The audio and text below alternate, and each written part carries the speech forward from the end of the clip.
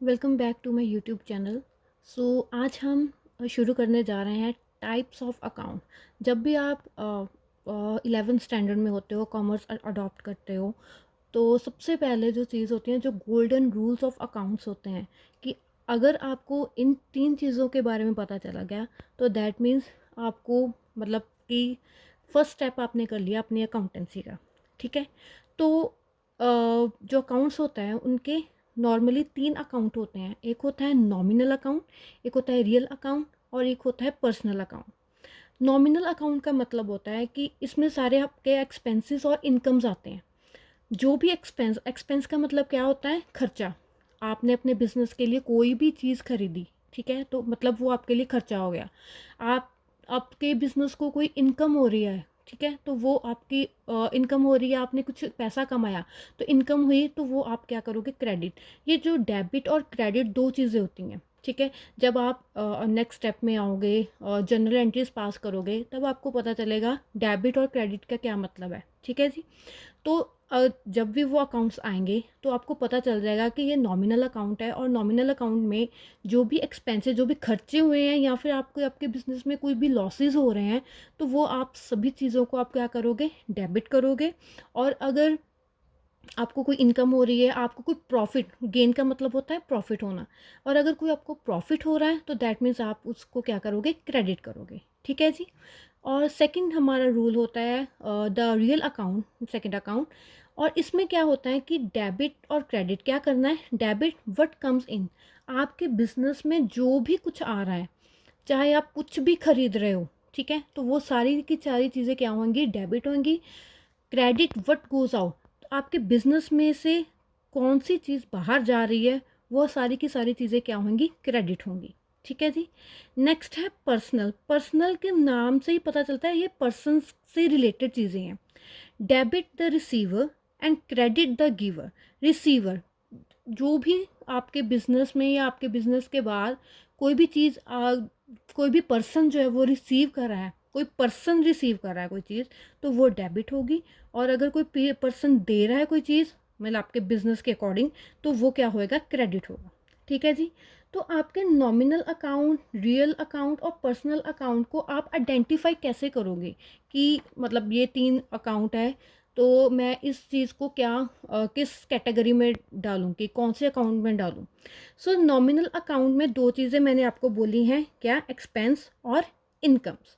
तो ये दो चीज़ों से आपको पता चला जाएगा कि ये नॉमिनल अकाउंट है।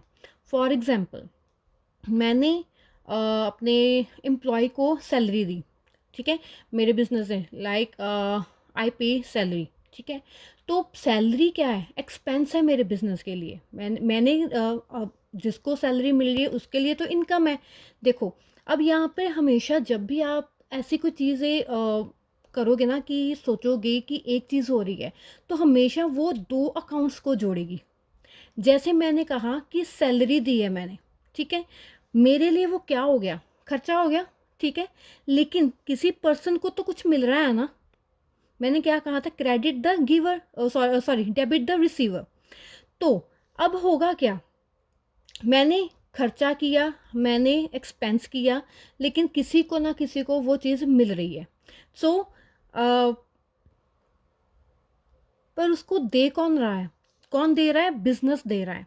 जैसे कि सैलरी दी है ए एंड बी कंपनी ने, ठीक है जी। हमारा एक्सपेंस हो गया सैलरी, और दी किसने है? ए और बी कंपनी ने। सो दैट मीन्स ये दोनों अकाउंट्स क्या हो गए? रिलेट हो गए। ठीक है। पहले तो मैंने बता दिया कि एक्सपेंस और इनकम के साथ आपको आइडेंटिफाई कर लोगे कि ये नॉमिनल अकाउंट है। अगर रियल अकाउंट आ गया, रियल अकाउंट में दो चीज़ें होती हैं जिनसे आप आइडेंटिफाई करोगे कि ये रियल अकाउंट है। जैसे कि फर्स्ट है टेंजिबल एसेट्स, और दूसरा है इनटेंजिबल एसेट्स। टेंजिबल का क्या मतलब होता है? टेंजिबल चीज़ें मतलब जिसे आप देख सकते हो, टच कर सकते हो। इनटेंजिबल चीज़ें वो होती हैं जिसे आप सिर्फ फील कर सकते हो, आप उनको टच नहीं कर सकते, आप उनको देख नहीं सकते। ठीक है जी। सो ये दो तरह के एसेट्स होते हैं। एसेट्स का मतलब होता है आपकी प्रॉपर्टी, ठीक है, हमेशा याद रखना कि एसेट आपकी प्रॉपर्टी होते हैं। So debit word comes in, credit word goes out. आपके बिजनेस में कौन से एसेट्स आ रहे हैं और आपके बिजनेस में से कौन से एसेट्स जा रहे हैं। एसेट्स कोई भी हो सकता है, कैश हो सकता है, आपकी बिल्डिंग हो सकती है, आपका फर्नीचर हो सकता है। मतलब ये सारी चीज़ें जो हैं वो आपके बिजनेस की क्या होती हैं, एसेट्स होती हैं। ठीक है जी।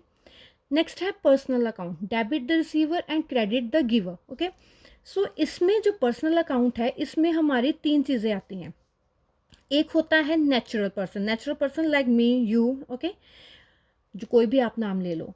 आर्टिफिशियल होता है जैसे कि आप किसी कंपनी के अकॉर्डिंगली कर रहे हो, A and B company, X Y Z company. Company एक नेचुरल पर्सन नहीं होती, वो एक क्या होती हैं, एक आर्टिफिशियल आइडेंटिटीज होती हैं। ठीक है जी। और थर्ड है रिप्रेजेंटेटिव। रिप्रेजेंटेटिव का मतलब होता है एक ग्रुप, आप एक ग्रुप को आइडेंटिफाई कर रहे हो, तो वो हो गया आपका रिप्रेजेंटेटिव अकाउंट। नेचुरल में आ गया पर्सन, जैसे कि मैंने राम को सैलरी दी है, ठीक है, आई पे सैलरी टू राम। सो राम यहाँ पे क्या हो गया, पर्सन हो गया, वो एक नेचुरल पर्सन है। I paid rent to A and B company, मैंने अपनी बिल्डिंग का रेंट जो है वो ए एंड बी कंपनी को पे किया है, तो ए एंड बी कंपनी क्या होगी, एक आर्टिफिशियल पर्सन हो गया। रिप्रेजेंटेटिव का मतलब होता है कि मैंने एक ग्रुप को आइडेंटिफाई कर दिया, ग्रुप मतलब एक पर्सन को नहीं किया, एक ग्रुप को कर लिया। जैसे कि फॉर एग्जांपल मैंने सैलरी देनी है अपने एम्प्लॉयज़ को, एम्प्लॉयज़, मैंने कोई यहाँ पे एक वर्ड नहीं बोला कि ए को देनी है, बी को देनी है, एक्स को देनी है, वाई को देनी है, ये नहीं बोला मैंने क्या बोला है, मैंने अपने एम्प्लॉयज़ को सैलरी देनी है। तो वो सारे एम्प्लॉयज़ हो गए, वो क्या हो गया, रिप्रेजेंटेटिव। ठीक है जी। जैसे कि मैंने अभी मई चल रहा है, ठीक है जी, मैंने अपने एम्प्लॉयज़ को अप्रैल की सैलरी पेड करनी है, मैंने अभी तक उनको सैलरी पे नहीं की है, अभी वो क्या है, देने वाली है ना। तो जो जो चीज़ देने वाली होती है उन्हें हम क्या कहते हैं, आउटस्टैंडिंग सैलरी। आउटस्टैंडिंग का मतलब कि जो आपका खर्चा अराइज हो गया है और अगर आपने अभी तक वो पे नहीं किया तो उसे आउटस्टैंडिंग कहते हैं। ठीक है, इतना डिटेल में नहीं जाते अभी हमें। तो रिप्रेजेंटेटिव क्या हो गया, हमने उस ग्रुप को आइडेंटिफाई कर दिया। ठीक है जी। सो ये थी आपके तीन accounts, nominal, real and personal. तो नॉमिनल में क्या होते हैं, हमारे एक्सपेंसेस और लॉसेस जो हमने डेबिट करने होते हैं, क्रेडिट करनी है इनकम्स और गेंस। रियल में जो भी हमारा बिजनेस में पैसा आ रहा है, कुछ भी एसेट आ रहा है वो हमने डेबिट करना है। जो भी एसेट हमारा कंपनी से बाहर जा रहा है वो उसे हमें क्रेडिट करना है। जो भी पर्सन, कोई भी पर्सन है वो कुछ रिसीव कर रहा है तो वो डेबिट होगा, अगर पर्सन कुछ दे रहा है तो वो गिवर है तो वो क्रेडिट होगा। और आप अपने अकाउंट्स को कैसे आइडेंटिफाई करोगे कि अगर वो एक्सपेंस इनकम्स हैं तो वो नॉमिनल अकाउंट है, अगर किसी एसेट्स के बारे में बात कर रहे हैं तो वो रियल अकाउंट है, और अगर किसी पर्सन के बारे में बात कर रहे हैं तो वो एक पर्सनल अकाउंट है। ठीक है जी, थैंक यू।